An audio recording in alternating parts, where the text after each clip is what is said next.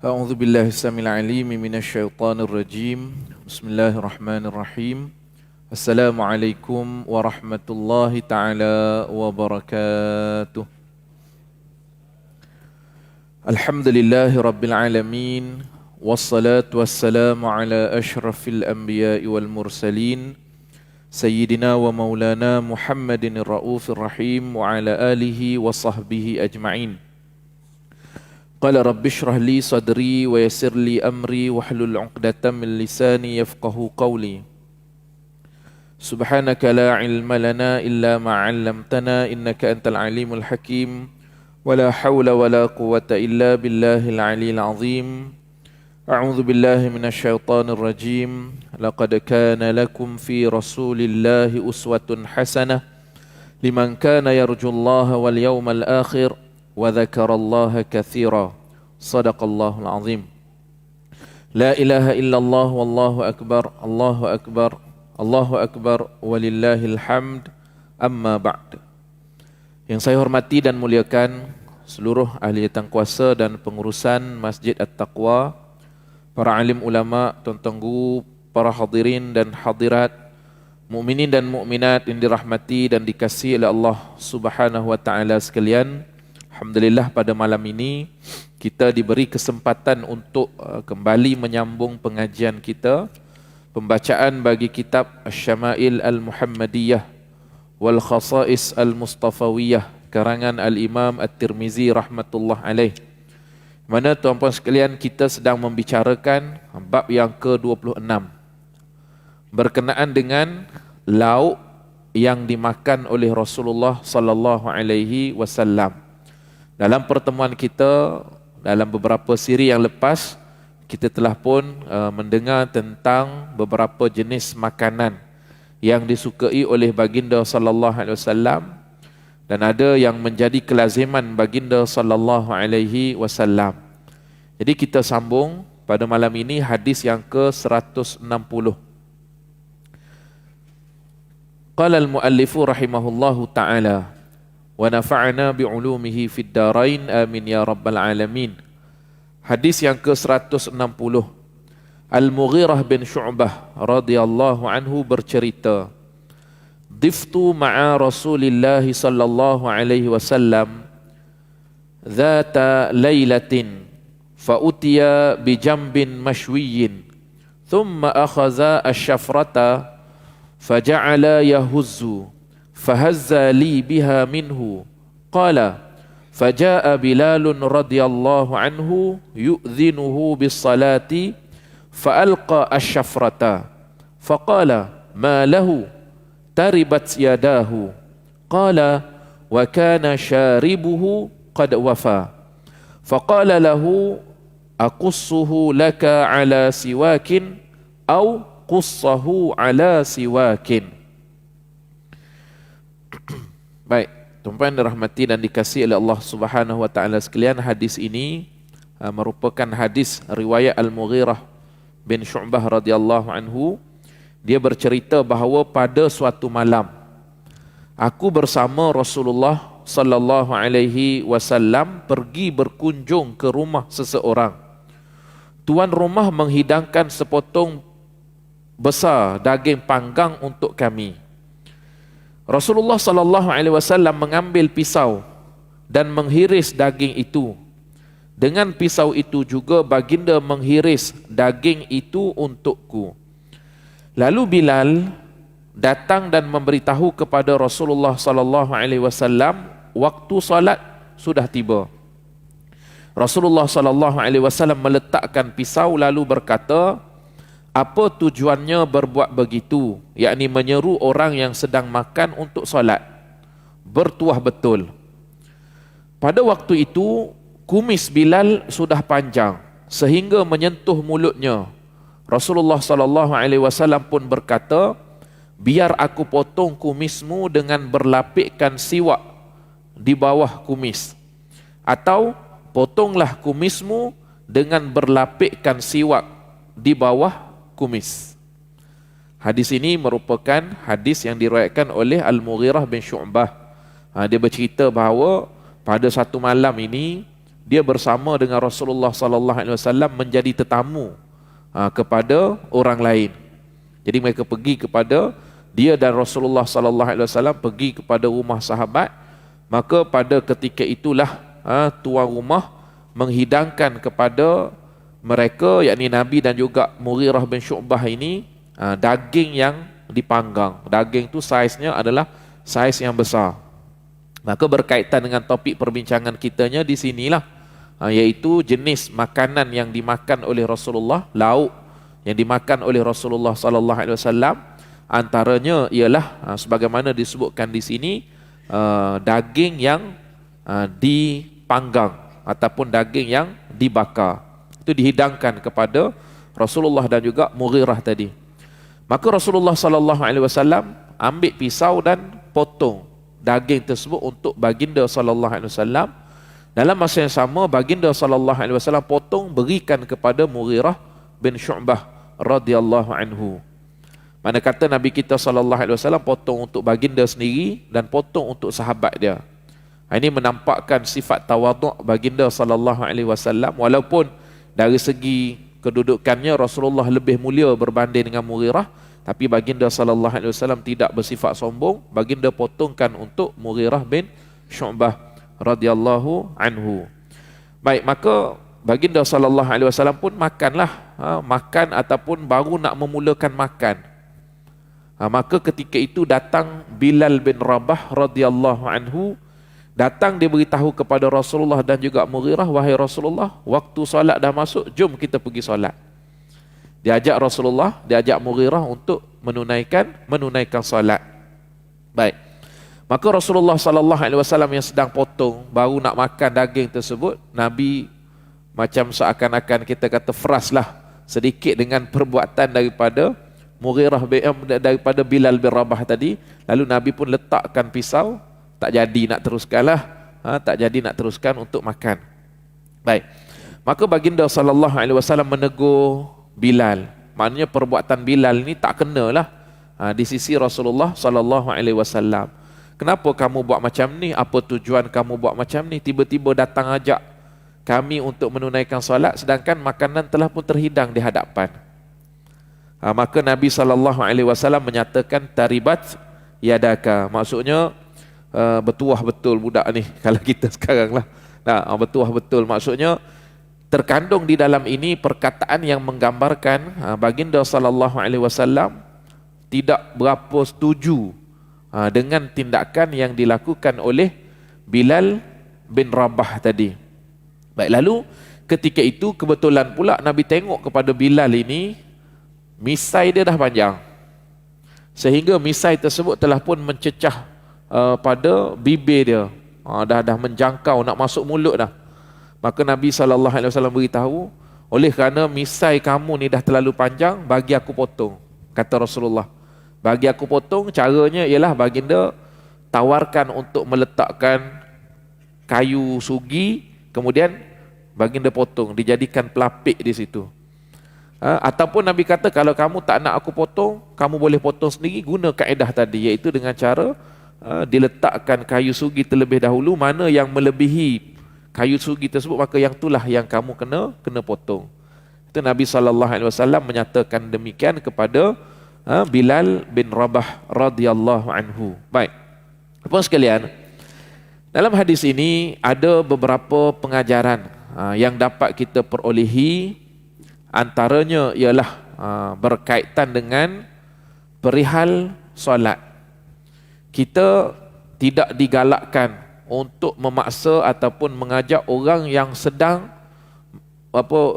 menjamu hidangan ataupun bersedia untuk makan. Makanan telah pun dihidangkan, kemudian di tengah nak makan, walaupun dah masuk waktu solat, kita tidak digalakkan untuk ajak orang tersebut ataupun paksa orang tersebut untuk menunaikan solat. Itu satu. Manakala bagi orang yang nak makan, makanan dah terhidang, sebagaimana yang kita sedia maklum, makruh hukumnya kita meneruskan solat dalam keadaan makanan telah pun terhidang. Terlebih dahulu kita kena selesaikan makan dulu, barulah kita menunaikan solat, supaya kita boleh solat dalam keadaan tenang. Kita boleh solat dalam keadaan khusyuk.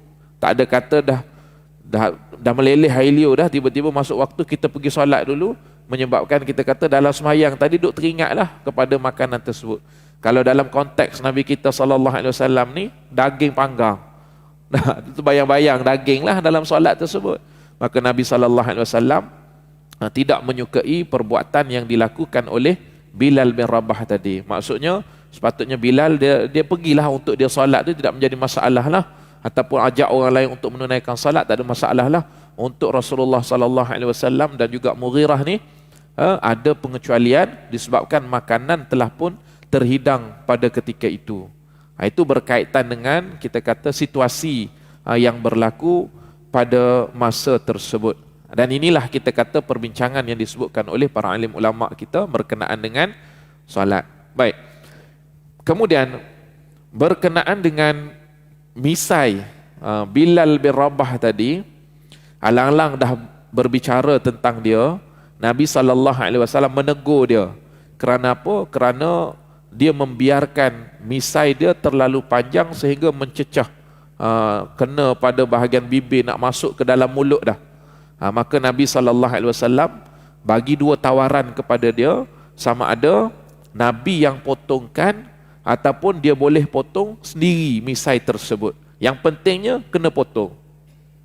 Maka daripada sini, pertamanya kenapa Nabi SAW anjurkan supaya diletakkan kayu siwak, kemudian baru potong, kerana kata ulama supaya gunting yang digunakan untuk potong tersebut tidak terkena bibir yang menyebabkan mudarat, yang menyebabkan luka, menyebabkan bahaya. Sebab itu Nabi SAW ajarkan demikian. Maksudnya walaupun nak dandan misai, maka aspek keselamatan pun kena ambil kira juga. Maka caranya pada zaman tersebut gunalah kayu siwak. Kalau zaman kita pada hari ini mungkin kita boleh guna gunting ataupun apa-apa untuk mengelakkan daripada berlaku kecederaan. Kita boleh guna sikat ke apa ke untuk mengelakkan kecederaan pada anggota kita lah. Baik, kemudian dalam hadis ini juga, peristiwa ini juga memberi beberapa pengajaran, iaitu yang pertamanya ialah disunatkan untuk kita memendekkan ataupun kita potong misai kalau sekiranya ianya telah pun mencecah mulut. Dah turun dah nak masuk ke dalam mulut ni. Maka pada ketika itu disunatkan untuk kita potong. Kemudian daripada hadis ini juga menunjukkan keharusan kita minta orang lain yang potongkan. Dalam masa yang sama boleh juga kalau sekiranya kita nak potong sendiri. Maka tak ada masalah lah kalau kita pergi kedai gunting ke. Selain daripada kita kata potong rambut, kita ambil package sekali lah kan, dengan dandan misai, dengan janggut kita. Maka menyuruh orang potong ataupun upah orang potong untuk kita ni, maka diharuskan. Dia tidak termasuk jadi takabur, dia jadi kita macam sombong ke, tidak. Maka ini diharuskan. Atau kita nak potong sendiri pun tidak menjadi masalah. Sebab Rasulullah kata, kalau kata tak nak aku potong, maka engkau boleh potong sendiri, tapi kena buat macam tadilah. Itu yang diajarkan oleh baginda SAW kepada Bilal bin Rabah.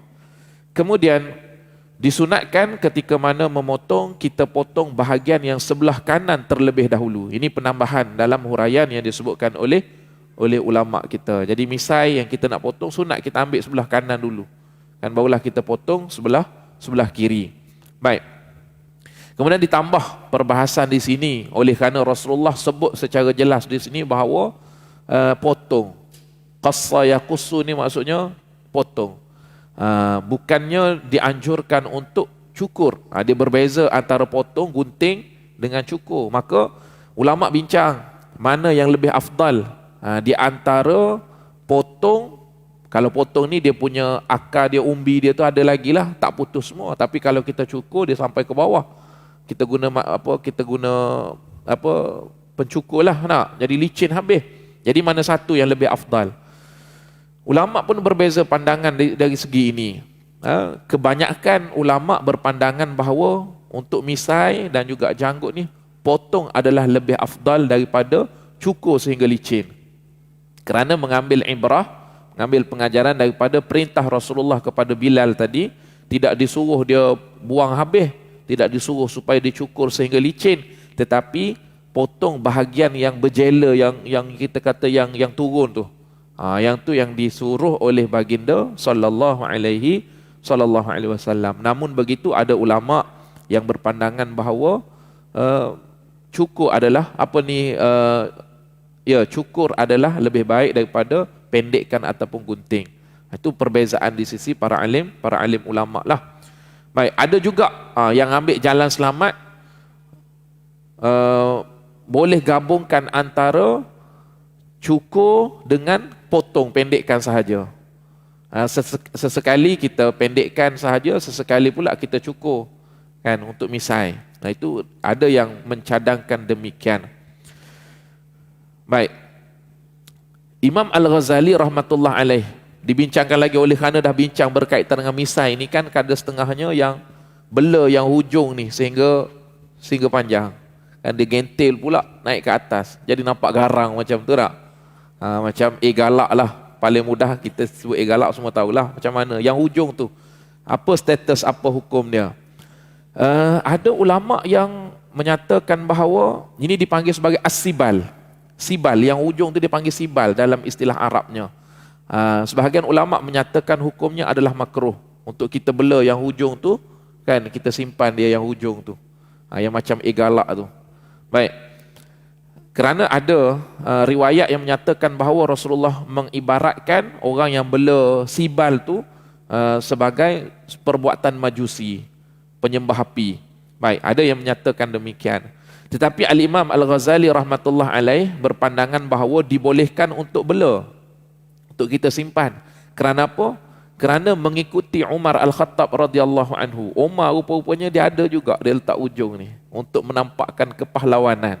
Itu sebahagian ulama, antaranya Imam Ghazali, berpandangan diharuskan demikian. Baik, tetapi dengan syarat, kalau nak bela, jangan sampai tahap tertutup bahagian mulut.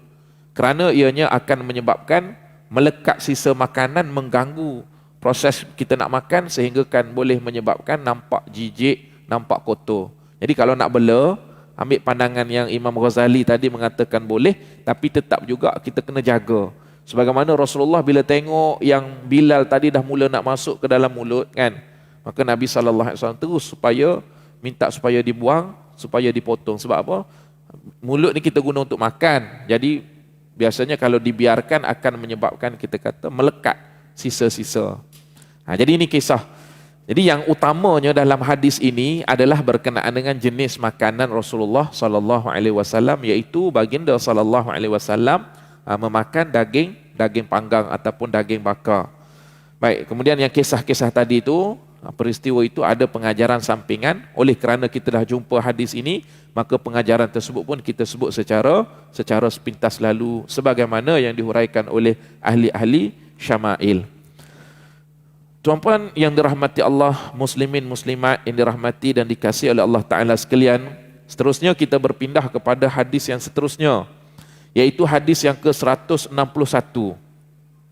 Abu Hurairah radhiyallahu anhu berkata, utiyan nabiyyu sallallahu alaihi wasallam bilahmin farufi'a ilaihi adh-dhira'u wa kanat tu'jibuhu fanahasa minha.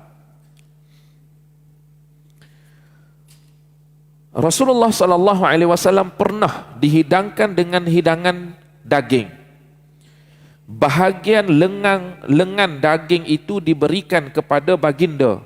Itu adalah bahagian kesukaan baginda. Oleh itu baginda memakan sebahagian daripada daging itu dengan menggigitnya. Jadi salah satu daripada makanan yang Nabi makan adalah lengan kambing. Yang bahagian depan lah, itu kita panggil sebagai lengan kambing. Sekarang ni kita sebut apa dia? Lamb shank tak? Kita sebut apa? Jadi yang ni antara kegemaran Rasulullah juga. Bila mana ada makanan kambing ni, ini bahagian yang disukai oleh Rasulullah SAW. Sahabat-sahabat bila mana menjamu makanan kepada Rasulullah, kambing, maka mereka tahu inilah bahagian yang disukai oleh Rasulullah SAW. Mereka akan beri kepada baginda SAW bahagian tersebut. Cuma tuan-tuan sekalian, kalau kita perhatikan dalam hadis-hadis ni, kalau makanan yang mewah macam ni, bukan selalu Nabi makan. Biasanya Nabi akan dapat makan apabila dijamu oleh sahabat-sahabat baginda. Dia bukan makanan rutin harian setiap hari.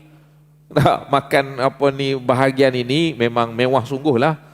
Yang makan kat rumah Nabi SAW makan makanan yang biasa sahaja.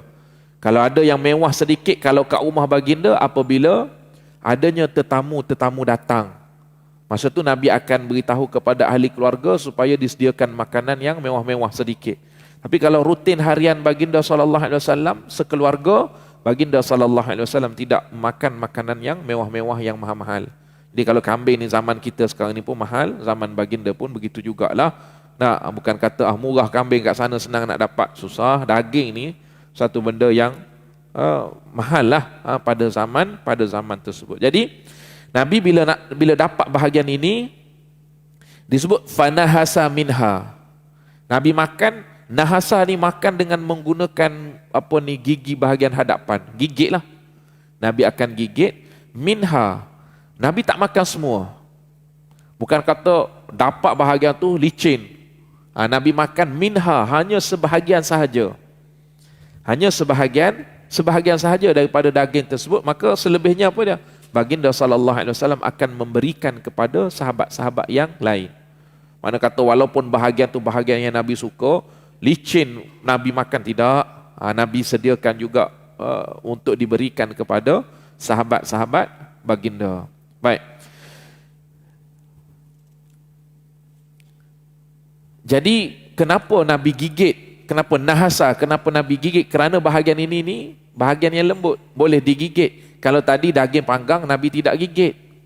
Nabi potong dengan menggunakan pisau. Hadis yang sebelum ni kan kita baca tadi, Nabi potong menggunakan pisau sebab daging panggang dia keras, maka kena potong. Yang ni Nabi SAW gigit secara langsung menggunakan gigi hadapan. Kerana apa? Kerana bahagian ini merupakan bahagian yang lembut. Jadi sesuailah kalau nak digigit macam tu. Kalau yang keras takkanlah nak gigit macam tu kan. Jadi Nabi SAW tengok kepada keadaan, tengok kepada kesesuaian. Yang boleh gigit Nabi akan gigit secara langsung, yang tak boleh Nabi akan potong menggunakan pisau. Baik.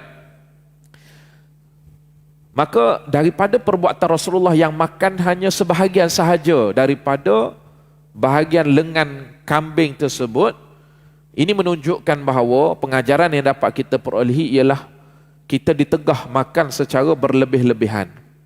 Ialah kalau kita tengok sekarang pun besarlah kan, lengan kambing ni besarlah. Nak kalau makan seorang agak kita kata boleh masuk kepada tahap membazir lah. Jadi kalau kita pergi order makan ni takkan nak makan seorang-seorang. Jadi mungkin kita order satu ni untuk makan 2 orang. Maka itulah yang dibuat oleh Nabi kita SAW. Bermakna kita dapat belajar bahawa berlebih-lebihan melampau dalam bab makan ini adalah satu benda yang ditegah. Satu benda yang ditegah. Sehingga Nabi walaupun suka, Nabi makan sedikit sebahagian, kemudian selebihnya diberikan kepada sahabat-sahabat baginda. Baik, walaupun Nabi suka, walaupun itu adalah favourite Rasulullah SAW, tetap juga baginda makan sebahagian diberikan kepada orang lain. Baik. Sebab itu lafaz hadis fanahasa minha. Nabi makan, Nabi gigit tu minha. Min maksudnya darinya. Darinya ni ulama kata dengan maksud litab'id, iaitu dengan maksud hanya ba'duha, iaitu sebahagian sahaja, bukan semua. Tidak disebut fanahasaha. Kalau fanahasaha maksudnya Nabi makan semua. Ni fanahasa minha, sebahagian sahaja daripada daging, daripada bahagian lengan tersebut. Baik. Jadi kita walaupun suka macam mana pun jangan sampai tahap termuntah, jangan sampai tahap melampau-lampau sehingga bawa kepada pembaziran dan sebagainya. Macam tu. Baik. Ini contoh tauladan yang ditunjukkan oleh Nabi kita sallallahu alaihi wasallam dalam bab makanan yang digemari, dalam bab makanan yang disukai oleh baginda sallallahu alaihi wasallam. Sahabat-sahabat semua tahu ini bahagian yang Nabi suka. Bila mereka hidangkan, dia akan hidang bahagian yang Nabi SAW paling suka ni. Baik. Kemudian seterusnya, hadis yang ke-162. Hadis yang 162, Ibnu Mas'ud radhiyallahu anhu berkata, Kana an-nabiyyu sallallahu alaihi wasallam, yu'jibuhu az-zira'u. Qala wa summa fi adh-dhira'i wa kana yura wa fi riwayatin yara anna al-yahuda sammuhu. Rasulullah sallallahu alaihi wasallam menyukai bahagian lengan daging. Nabi suka bahagian tersebutlah. Bahagian lengan daging itu pernah dibubuh racun oleh seseorang.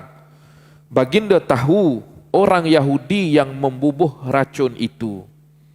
Oleh kerana kegemaran Rasulullah ni adalah bahagian lengan kambing, semua orang tahu, termasuk orang-orang Yahudi pun tahu, musuh-musuh Islam pun tahu. Itu adalah kegemaran Rasulullah sallallahu alaihi wasallam. Sehingga kan kisah ini berlaku dalam peristiwa peperangan Khaybar pada tahun ke-7 Hijrah. Nabi sallallahu alaihi wasallam memerangi perkampungan orang-orang Yahudi. Maka pada ketika itulah salah seorang daripada orang Yahudi, nama dia Zainab binti Al-Harith.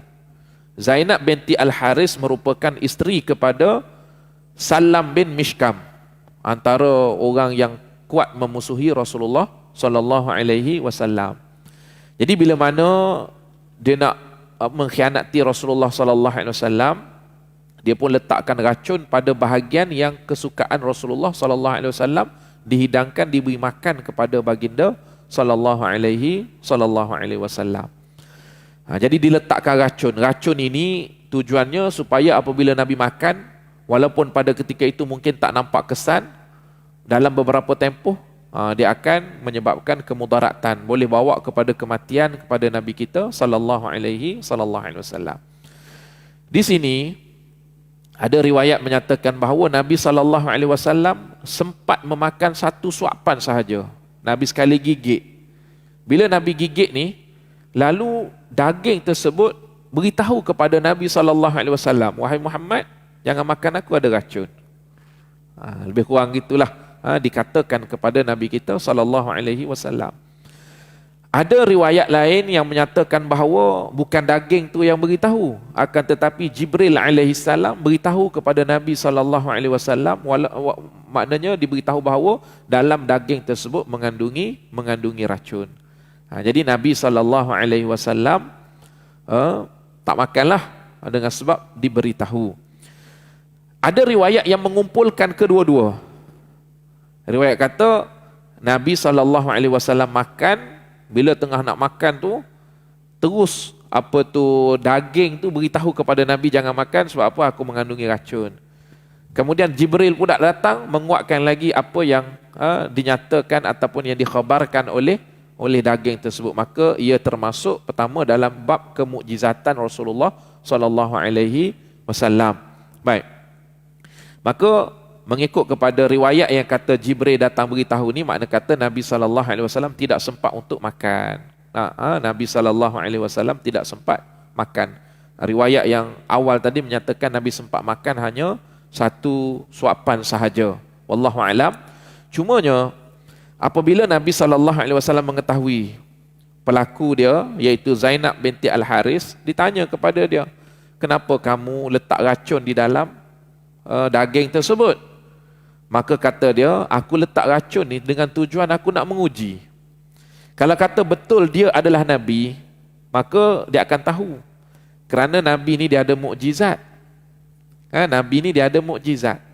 Maka apabila dia mengetahui bahawa Nabi kita sallallahu alaihi wasallam dikhabarkan tentang racun yang diletakkan, sedangkan dia sahaja yang mengetahui tentang racun tersebut, Nabi tahu kan, maka dengan sebab itulah diriwayatkan bahawa beliau memeluk Islam. Beliau memeluk Islam dengan sebab keyakinan lah. Dia yakin bahawa Nabi Muhammad sallallahu alaihi wasallam adalah Nabi yang diutuskan oleh Allah Subhanahu wa taala. Jadi mengikut kepada riwayat Az-Zuhri dan selainnya menyatakan bahawa dia memeluk Islam dengan sebab peristiwa tersebut. Baik. Jadi berkenaan dengan kita kata kisah ini, kita tahu bahawa Nabi SAW memang suka bahagian lengan kambing ini, sehingga kan bukan setakat diketahui oleh orang-orang Islam, akan tetapi diketahui juga oleh orang bukan Islam. Jadi dia ambil kesempatan tersebut untuk menguji Rasulullah sallallahu alaihi wasallam. Akhir sekali peristiwa tersebut menyebabkan beliau radhiyallahu anha memeluk Islam. Zainab binti Al-Harith.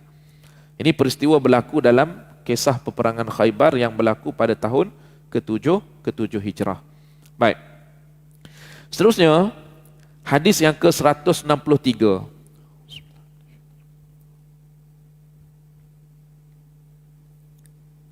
Abu Ubaid radhiyallahu anhu melaporkan, tabakhtu lin Nabi sallallahu alaihi wasallam kidran wa qad kana yu'jibuhu az-zira'u fanawaltuhu az-zira'a thumma qala nawilni az-zira'a fanawaltuhu thumma qala nawilni az-zira'a faqultu ya Rasulullah wa kam lisyati min zira'in faqala walladhi nafsi biyadihi law sakatta lanawaltani az-zira'a ma da'autu.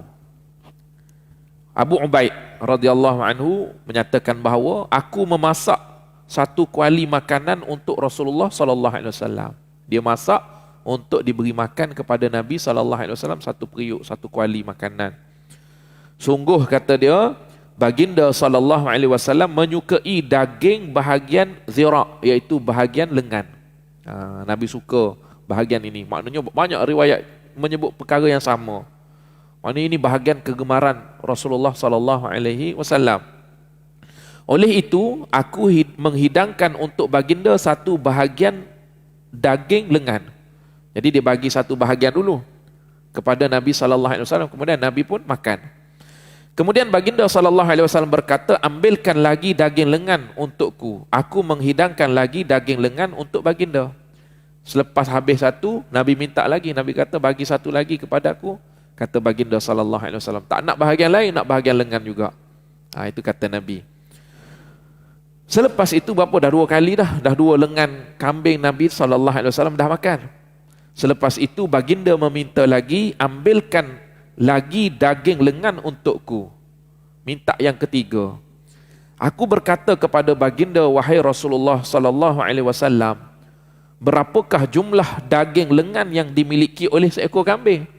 Dia kata, ya Rasulullah, berapa agak-agak lengan yang ada untuk seekor kambing ni? Kita pun tahulah ada 2 je lah lengan ni bahagian depan. Maksud lengan ni, zira' ni yang bahagian depan, bukan yang bahagian belakang tu. Belakang tu dia panggil benda lain lah. Dalam bahasa Arab pun dia ada istilah lain. Kalau kita tengok yang kambing sekarang ni pun dia ada istilah lain lah untuk yang kaki belakang. Ini kaki depan. Ada 2 kan? Satu seekor kambing ni ada 2. Jadi pertama Nabi dah makan, yang kedua pun Nabi dah makan, Nabi minta yang ketiga.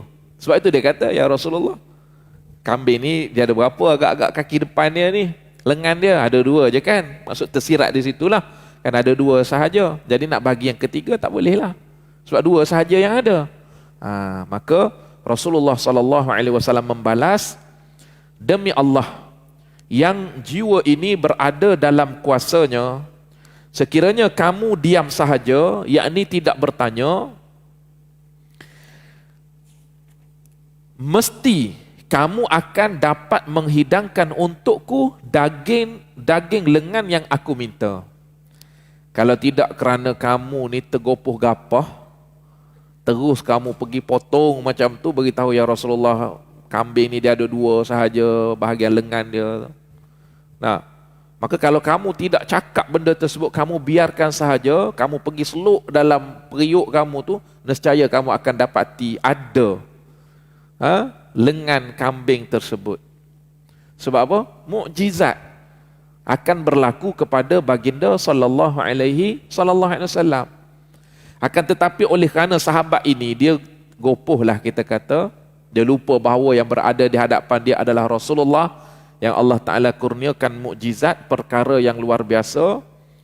Maka kalau kata dia tak terus buat macam tu, dia tak gopoh gapah, nescaya dia akan menyaksikan satu mukjizat yang agung berlaku kepada Nabi kita sallallahu alaihi wasallam. Dan memang ada dalam sirah, memang ada dalam sejarah. Dalam ni pun nanti akan disebutkan riwayat daripada Jabir bin Abdullah dalam peristiwa peperangan Khandaq. Dalam peristiwa peperangan Khandaq ataupun peperangan Ahzab, berlaku kepada Jabir bin Abdullah. Dia ada seekor je kambing, dia masak, dia ajak Nabi je untuk makan. Tapi Nabi pergi kerah semua sahabat-sahabat yang sedang bekerja buat giliran kepada beberapa kumpulan, semua masuk datang makan kenyang. Kemudian kumpulan lain pula datang, makan kenyang. Kumpulan lain pula datang, semua sahabat-sahabat dapat makan. Sedangkan kambing yang Jabir bin Abdullah sediakan hanya seekor sahaja. Jadi makna kata, rugilah sahabat ini kerana sikap gelojoh ataupun gopoh yang ada pada dia menyebabkan dia terhalang daripada satu benda yang luar biasa yang sepatutnya berlaku kalau sekiranya dia tidak berbuat demikian. So itulah ulama-ulama yang menghuraikan berkenaan dengan hadis ini menyatakan bahawa pengajaran yang terbesar yang kita dapat perolehi daripada sini ialah berkaitan dengan sikap. Sikap gopoh gapah ni kadang-kadang menyebabkan kita terhalang daripada mendapat satu anugerah, satu perkara yang menyenangkan kita, yang menyukakan kita, disebabkan oleh sifat gelojoh, sifat gopoh gapah. Sebab itu dalam kaedah usulul fiqh pun ada sebut. Dan kaedah ini kita boleh jadikan sebagai pedoman dalam hidup kita sebenarnya. Dalam kaedah usulul fiqh menyatakan bahawa man ista'jala syai' qabla awanihi uqiba bihurmanih. Sesiapa yang nak mempercepatkan gelojoh, gopoh gapah nak mendapatkan sesuatu sebelum tibanya masa dia, uqiba bihurmanih, biasanya ghalibnya dia akan ditegah, akan terhalang daripada mendapatkannya. Biasanya kaedah ini dibincangkan dalam bab pewarisan harta pusaka. Seorang anak kan dia tak sabar nak mendapatkan harta pusaka, dia pergi bunuh bapak dia sebab nak cepat dapat pusaka. Tunggu bapak dia tak meninggal dunia, dia kata apalah orang tua ni lambat nak mati, dia pergi bunuh. Jadi kalau sabit kesalahan tersebut, al-qatil la yarith, orang yang membunuh tidak akan mewarisi harta daripada ayah yang dia bunuh tersebut. Jadi daripada itulah lahir kaedah ni. Orang yang gelojoh nak dapatkan sesuatu sebelum tiba masa dia, maka biasanya dia akan terhalang daripada mendapatkan perkara tersebut. Jadi sahabat ni kerana gelojoh sikit lah, kerana tak sabar sedikit, kan dia lupa bahawa yang dia bercakap itu dengan Rasulullah sallallahu alaihi wasallam menyebabkan dia terhalang untuk menyaksikan satu mukjizat yang agung, yang hebat berlaku kepada Nabi kita sallallahu alaihi wasallam. Jadi setakat tu je lah. Tak adalah pertambahan daging lain kepada lauk yang disediakan untuk Rasulullah sallallahu alaihi wasallam. Jadi daripada hadis ini pun sama, makanan kegemaran Rasulullah sallallahu alaihi wasallam adalah az-zira', iaitu bahagian lengan kambing. Kemudian seterusnya hadis yang ke-164.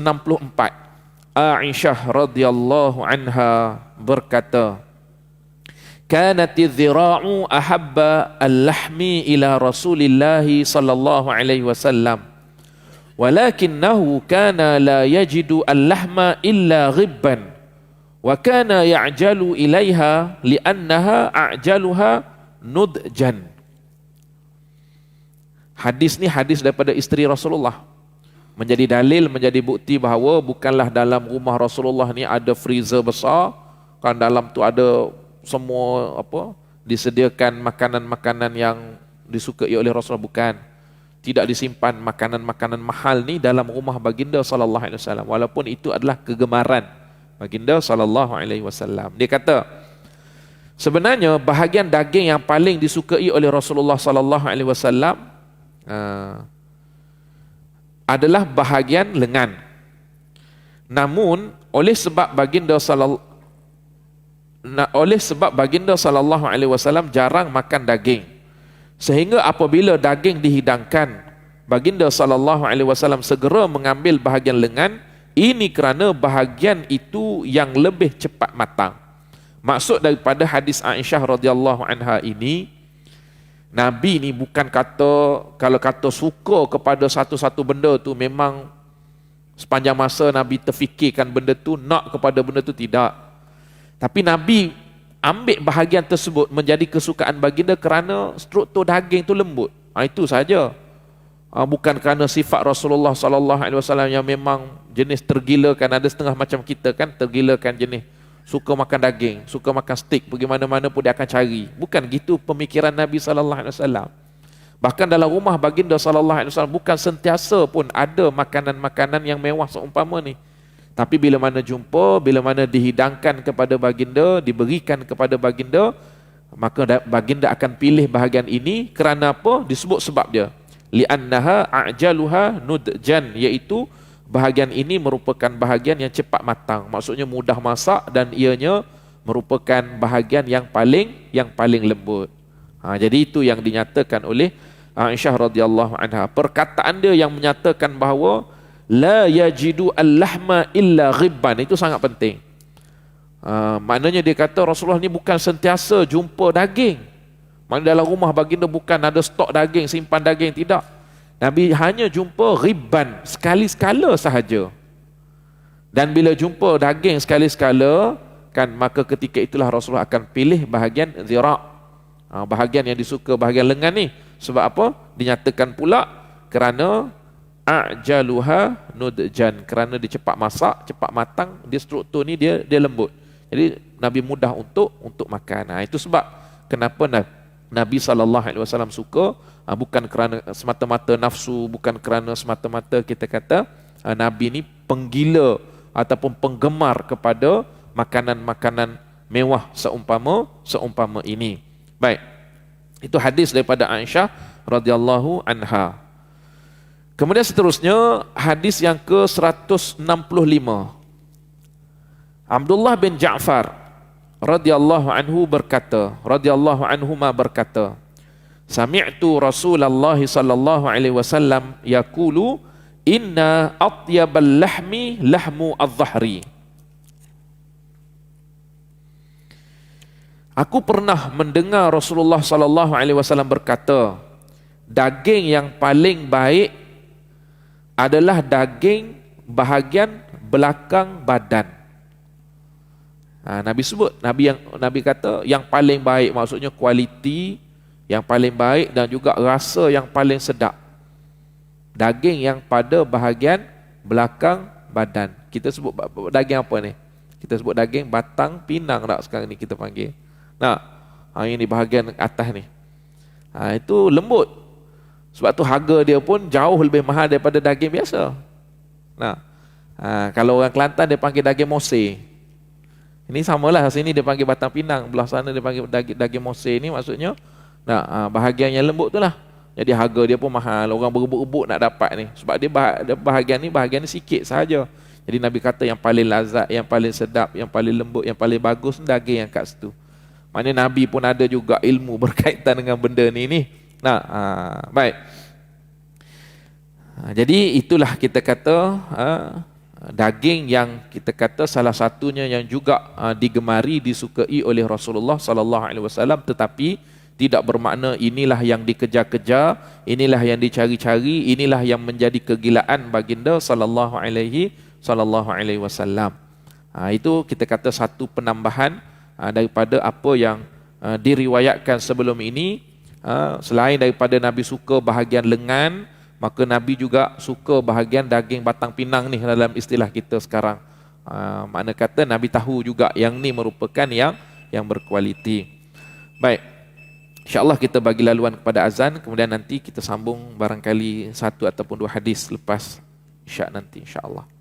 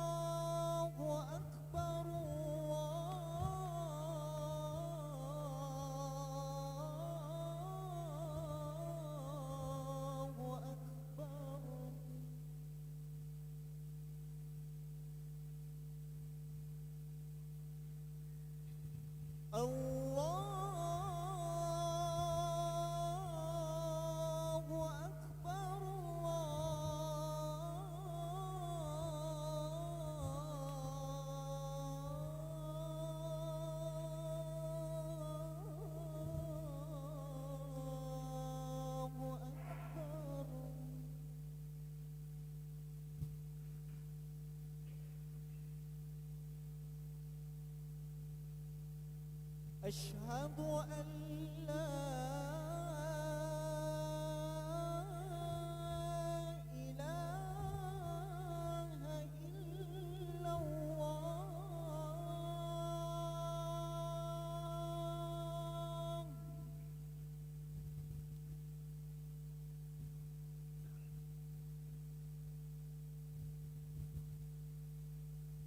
أشهد أن لا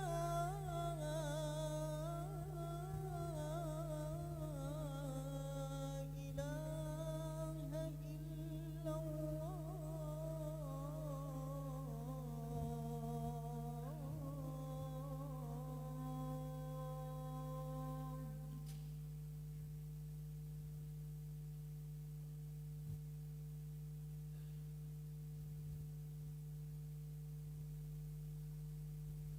أشهد أن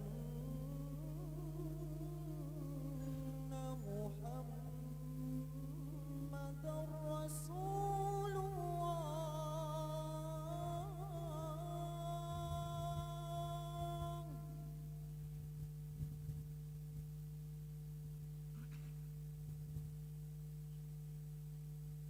أشهد أن محمدا رسول الله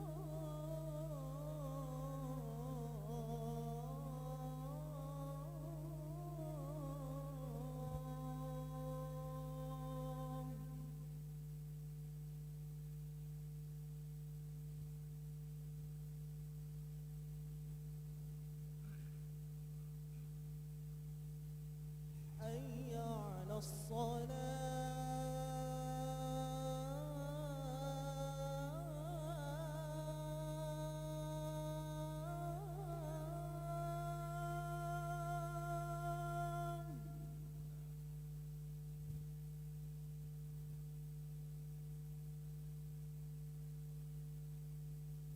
حي على الصلاة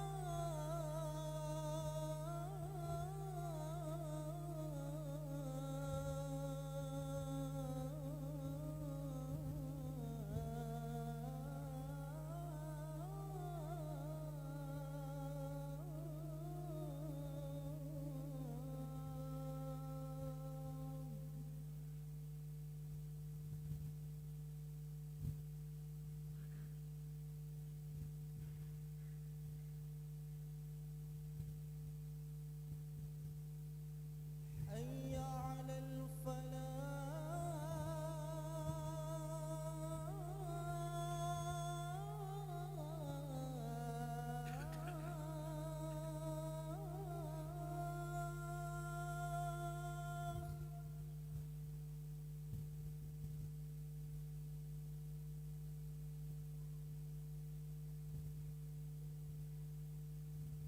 حي على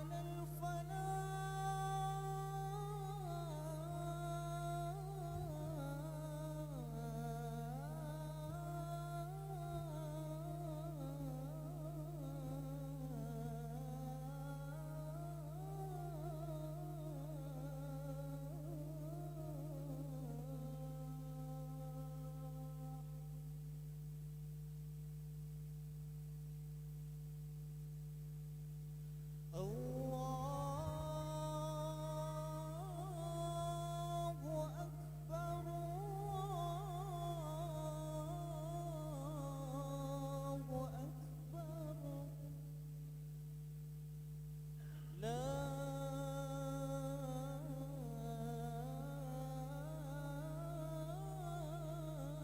إله إلا الله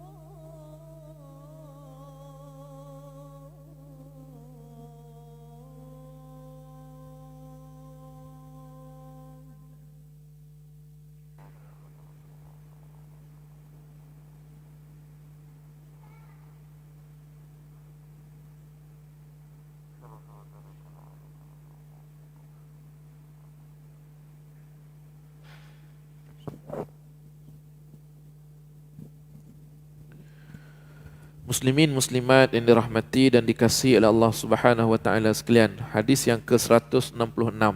Aisyah radhiyallahu anha berkata, "Anna Nabiyya sallallahu alaihi wasallam qala, ni'mal idamu al-khallu." Sesungguhnya Rasulullah sallallahu alaihi wasallam berkata, sebaik-baik lauk adalah cuka. Kalau kita tidak perhatikan sungguh-sungguh cara susunan Imam Tirmizi ni, kita akan kata Imam Tirmizi tidak konsisten dalam penyusunan hadis dia. Sebab berkenaan dengan khal, berkenaan dengan cuka, disebut pada 2 ataupun 3 hadis awal berkenaan dengan cuka, yang merupakan salah satu daripada makanan kegemaran ataupun yang menjadi kelaziman Rasulullah sallallahu alaihi wasallam. Mana kita kata tiba-tiba datang-datang cerita balik berkaitan dengan cuka ni. Sebenarnya Imam Tirmizi, dia cara susun syama'il dia ni, dia ada maksud yang tersirat. Sekarang ni disebutkan balik berkenaan dengan cuka ni kerana apa? Kerana nak menggambarkan betapa konsistennya Rasulullah sallallahu alaihi wasallam dalam bab pemakanan ni. Yang mana Nabi walaupun ada favorite, ada kesukaan baginda sallallahu alaihi wasallam, Nabi tidak terlalu obses kepada makanan-makanan kesukaan baginda sallallahu alaihi wasallam tersebut. Sehingga bila ada keadaan yang Nabi sallallahu alaihi wasallam tidak mendapat makanan yang Nabi suka, ada makanan yang biasa, maka Nabi sallallahu alaihi wasallam tetap memuji makanan yang ada. Itu maksud dia. Sebab hadis yang ke-166, hadis yang ke-167 ni kembali bercerita tentang bagaimana Nabi sallallahu alaihi wasallam memuji kalau sekiranya tidak ada makanan lain, yang ada hanya cuka sahaja dalam rumah, Nabi tetap makan roti berlaukkan cuka, dicicah cuka tersebut Nabi makan, dan Nabi tetap memuji. Bukan kata, aku ni orang besar, aku ni orang kenamaan, apa barang apa ni bagi lauk macam ni, kan? Rasulullah konsisten. Bukti dia di sinilah. Aisyah beritahu bahawa Rasulullah bila balik ke rumah, makanan yang ada hanya cuka sahaja untuk dijadikan lauk, Nabi SAW memuji dengan perkataan ni'ma, sebaik-baik. Maksudnya Nabi tidak pernah mengeluh walaupun tidak mendapat makanan-makanan kegemaran baginda sallallahu alaihi wasallam. Itu maksud dia. Itu maksud dia kenapa diletakkan hadis ini di sini. Dan dikuatkan lagi dengan hadis yang seterusnya. Hadis yang seterusnya iaitu hadis yang ke-167. Ummu Hani radhiyallahu anha bercerita. Siapa Ummu Hani ini? Sepupu Rasulullah sallallahu alaihi wasallam, adik-beradik kepada Ali bin Abi Talib radhiyallahu anhu, Ummu Hani. Baik. Jadi Ummu Hani bercerita, dakhala alayya an-nabiy sallallahu alaihi wasallam faqala a'indaki syai'un faqultu la illa khubzun yabisun wa khallun faqala hati ma akfara baitun min udmin fihi khallun. Rasulullah sallallahu alaihi wasallam datang ke rumahku, kata Ummu Hani, dan bertanya, baginda bertanya, adakah engkau memiliki sesuatu untuk dimakan? Aku menjawab, aku tidak punya apa-apa kecuali roti kering dan cuka. Baginda sallallahu alaihi wasallam berkata, berikanlah kepadaku sebuah rumah tidak dianggap kekurangan lauk selagi masih ada cuka di dalamnya. Baik, kita analisis peristiwa. Kita kena faham hadis ini mengikut kepada konteks dia. Barulah dia akan sampai betul-betul kepada pengajaran. Kalau baca terjemah, tengok macam tu, dia tak sampailah kepada pengajaran. Baik. Nabi masuk ke rumah Ummu Hani, sepupu baginda. Bila? Ini ketika mana pembukaan kota Mekah tahun ke-8 Hijrah. Nabi masuk sebagai Perdana Menteri yang baru diangkat pada ketika itu. Kan, baru naik sebagai Perdana Menteri tahun ke-8 Hijrah. Maknanya Nabi masuk menakluki kota Mekah Al-Mukarramah sebagai orang yang tertinggi, yang paling agung pada ketika itu. Sambil-sambil berada di Mekah, Nabi SAW berjumpa dengan sanak saudara, ahli keluarga, antaranya pergi berjumpa dengan Ummu Hani radhiyallahu anha. Maka Nabi SAW tanya, ada tak makanan yang boleh dimakan pada ketika itu? Dan baginda SAW bertanya. Dalam huraian ulama disandarkan kepada riwayat-riwayat yang lain menyatakan bahawa Nabi bertanya ni dalam keadaan baginda sangat-sangat lapar pada ketika itu. Dalam keadaan sangat-sangat lapar, perlu kepada makanan. Maka ditanya, apa makanan yang ada? Adakah engkau memiliki sesuatu untuk makan? Tanya baginda kepada Ummu Hani. Lalu Ummu Hani menjawab bahawa tak ada apa dalam rumah. Tidak ada apa dalam rumah kecuali roti kering. Disebut dengan istilah nyata dan jelas di sini, khubzun yabisun, roti kering. Yang keras itulah, kalau kita sekarang ni roti kering yang keras tu. Itu sahaja yang ada. Wa khal, dan ada cuka. Dua benda ni lah yang ada dalam rumah Ummu Hani. Dengan keadaan kalau masuk sebagai kita kata Perdana Menteri baru yang diangkat, mesti nak kena diraikan dengan makanan yang mewah-mewah ke, ataupun setidak-tidaknya kalau tak ada makanan kat situ, tak apalah, aku pergi cari tempat lain. Banyak lagi orang lain yang akan berikan kita kata sambutan yang hebat kepada baginda sallallahu alaihi wasallam. Sebab konteksnya baginda pergi ni sebagai seorang yang baru diangkat sebagai kita kata pemimpin tertinggi bagi Mekah. Kalau Nabi petik jari, kita kata minta supaya diberikan makanan yang sedap-sedap, confirm sahabat-sahabat akan beri kepada baginda sallallahu alaihi wasallam. Tapi kita tengok macam mana respon jawapan Nabi kita sallallahu alaihi wasallam. Baginda sebut apa dia? Bawa makanan tersebut kepada aku. Nabi sebut apa dia? Sebuah rumah ni tidak dianggap, tidak disebut, tidak dianggap sebagai kekurangan lauk selagi masih ada cuka di dalamnya. Maksudnya cuka pun tak apa dah. Nabi SAW terima, Nabi makan. Bahkan Nabi tidak merendah-rendahkan tuan rumah yang tidak mampu menyediakan makanan-makanan mewah kepada baginda sallallahu alaihi wasallam. Kita kadang-kadang dah masuk restoran nak order. Order tu, minta maaf cik, ini tak ada. Minta maaf cik, yang ni dah habis. Kita kata, ini restoran apa ni? Letak menu besar-besar. Bila orang order, tak ada. Kita dah mengamuk dah. Kita yang orang biasa. Bila apa yang kita nak, yang kegemaran kita, kan kita nak tak dapat, mesti kita akan mengamuk. Tapi tengok macam mana Rasulullah sallallahu alaihi wasallam. Bukan setakat tidak mengamuk. Kan bukan setakat kita kata tidak menunjukkan reaksi yang negatif. Bahkan Nabi sallallahu alaihi wasallam memuji makanan yang ada, walaupun makanan yang kualiti biasalah, roti kering ni biasa. Kalau roti syair tu kita kata yang biasa Nabi makan tu, itu pun lembut lagi. Ini pula memang dah roti kering, makna roti yang dah lama, yang dah dikeringkan.